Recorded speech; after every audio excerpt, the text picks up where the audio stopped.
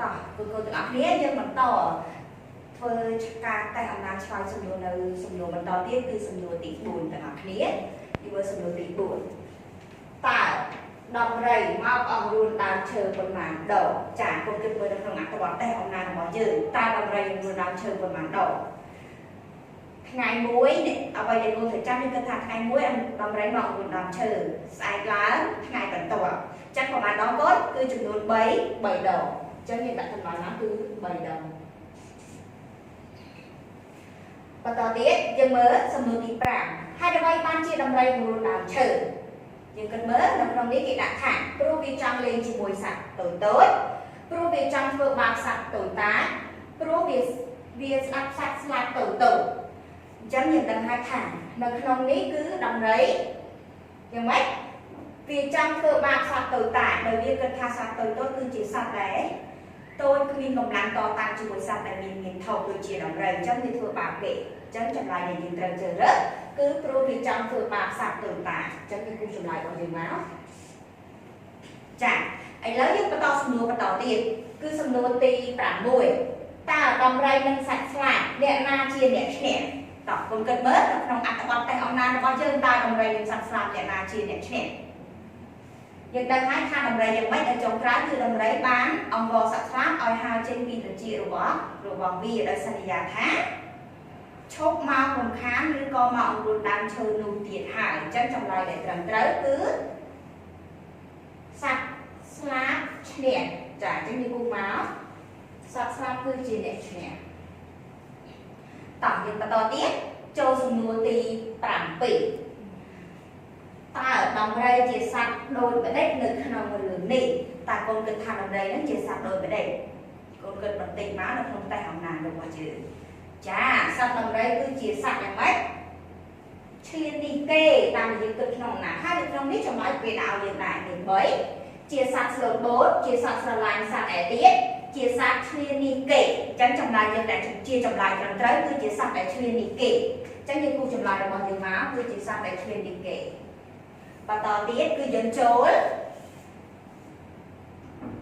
សំណួរទី8ចឹងអ្នកគ្រូសូមដាក់សំណួរទី8កន្លែងនេះទី8តើសត្វស្លាបជាសត្វដូចម្ដេចយើងគិតមើលតើសត្វស្លាបជាសត្វដូចម្ដេចយើងមើលនៅក្នុងចម្លើយដែលគេដាក់ឲ្យនេះគឺទី1គឺសត្វឆ្លៀសវៃទី2សត្វកាចសាហាវទី3សត្វសុកចិត្តចប់ចាំគេតែនៅក្នុងអត្ថបទតេស្តអំណាចគាត់បានចាំទេថាសត្វស្លាបគឺគាត់ធ្វើយ៉ាងម៉េចគឺគាត់បានប្រើល្បិចយ៉ាងម៉េចនឹងប្រើល្បិចគឺវិធីសាស្ត្រដើម្បីយកឈ្នះសត្វដែលមានធំដូចជាដំរីអញ្ចឹងគឺគាត់ជាសត្វឆ្លៀសវៃអញ្ចឹងនេះគូចម្លើយមកគឺជាសត្វឆ្លៀសវៃចូលសំណួរបន្តទៀតគឺសំណួរទី9តើរឿងនេះចង់អប់រំដូចម្ដេចចានៅក្នុងរឿងនេះចង់អប់រំដូចម្ដេចយើងមើលចម្លើយរបស់ចម្លើយគេដាក់ឲ្យយើងចម្លើយទី1អ្នកធំមិនត្រូវអត់ឲ្យអ្នកតូច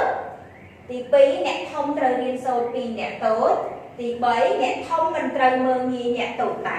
អញ្ចឹងនៅក្នុងអត្ថបទនេះមានន័យថាដំរីគាត់បានមើលងាយសត្វតូចតាគឺគាត់គិតថាសត្វតូចតាគ្មានកម្លាំងក្នុងការប្រឆាំងជាមួយនឹងគាត់អញ្ចឹងគាត់បានមើលងាយអញ្ចឹងចម្លើយរបស់យើងត្រឹមដែលជាចម្លើយត្រឹមត្រូវគឺអ្នកធំមិនត្រូវមើលងាយអ្នកតូចតាអញ្ចឹងយើងគូចម្លើយរបស់យើងមកតោះយើងចូលសំណួរបន្តទៀតគឺសំណួរទី10តោះយើងចូលសំណួរបន្តទៀតគឺសំណួរទី10តើរឿងនេះមានតួអង្គប៉ុន្មានចានៅក្នុងរឿងនេះកូនគិតមើលថានៅក្នុងរឿងនឹងមានតួអង្គប៉ុន្មានអ្នកយើងរកមកមេរបស់សត្វស្លាបកូនរបស់សត្វស្លាប3ក្បាលដំរីអញ្ចឹងទាំងអស់មានតួអង្គ5ចឹងចម្លើយរបស់គេដាក់យើងគឺតួអង្គ3តួអង្គ2តួអង្គ5ចឹងចម្លើយដែលត្រឹមត្រូវគឺមានតួអង្គ5នៅក្នុងរឿងសត្វស្លាបនិងដំរីចាយើងបន្តសំណួរបន្តទៀតគឺសំណួរទី11សំណួរទី11តើរឿងនេះបញ្ចប់ដូចម្ដេចចានៅក្នុងរឿងនេះកុំគិតមើលថាការបញ្ចប់របស់រឿងចុងក្រោយតើរឿងនេះបញ្ចប់ដូចម្ដេចនៅពេលដែលយើងធ្វើការអានតែអំណាចហើយគឺយើងប្រកាសជាដឹងអញ្ចឹងយើងមើលចម្លើយរបស់គេហើយជ្រើសរើសចម្លើយមួយណាដែលត្រឹមត្រូវទី1ចម្លើយរបស់គេឲ្យយើងជ្រើសរើសតួអង្គខ្លាំងឈ្នះតួអង្គខ្សោយចម្លើយទី3 សំដៅចម្លើយទី2តួអង្គល្អស្រាប់ទាំងអស់ចម្លើយទី3តួអង្គអាក្រក់សុខចិត្តចុះចាញ់ចានៅក្នុងនេះក៏ដឹងហើយថាតួអង្គអាក្រក់គឺជាដំរីចឹងដំរីបានចុះចាញ់សត្វស្លាបចឹងចម្លើយរបស់យើងគឺចម្លើយទី3គឺតួអង្គអាក្រក់សុខចិត្តចុះចាញ់ចាចម្លើយរបស់យើងគឺបានបញ្ចប់នៅក្នុងការធ្វើតេស្តអំណាចគឺតេស្តសំណួររបស់យើងតែមុននឹងបញ្ចប់អ្នកគ្រូក៏មានកិច្ចការផ្ទះផងដែរប៉ុន្តែមុននឹងអ្នកគ្រូឲ្យកិច្ចការផ្ទះទៅកូនយកទៅធ្វើនៅផ្ទះអ្នកគ្រូក៏មាន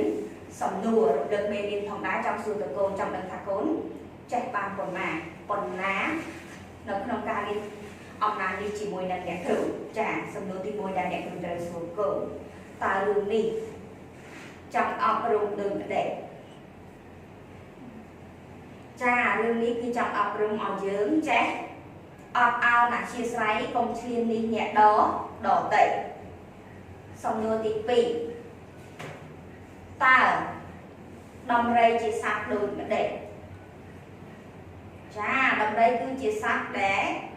ឈ្លាននេះគេទាំងតែគេមិនដែលទៅរឿងខ្លួនសោះសំណួរទី3តើនៅក្នុងរឿងនេះមានតួអង្គប៉ុន្មានចាតួអង្គប៉ុន្មានអញ្ចឹងកូនដឹងហើយនៅក្នុងការធ្វើតេស្តអំណាចប្រភេទប្រាប់តាអញ្ចឹងអ្នកគ្រូចង់សួររំលឹកកូនម្ដងទៀតចានៅក្នុងរឿងនេះមានតួអង្គ